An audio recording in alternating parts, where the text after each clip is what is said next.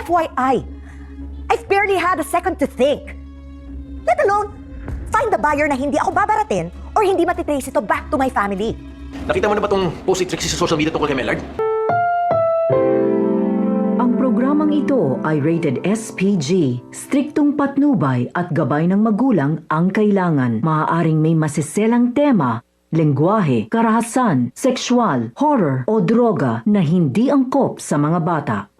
Patindi na po ng patindi ang mga eksena maging ang kaganapan na ating pagkatutukan at ating rin namang pagkasubaybayan dito lang sa ating pinagkakaabangan tuwing hapon na Lilet Matias, Attorney at Law.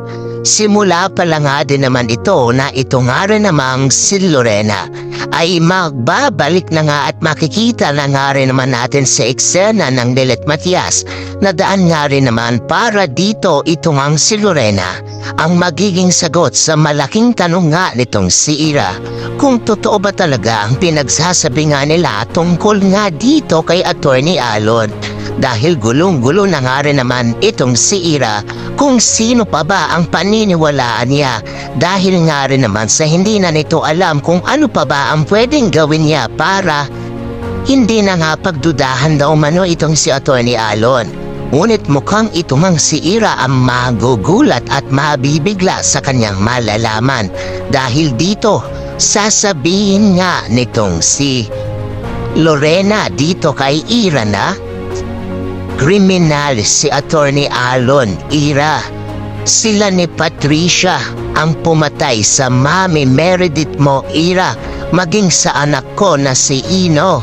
Dito'y nanlaki nga ang mga mata nitong si Ira nang marinig nga rin naman ang sinabi nitong si Lorena.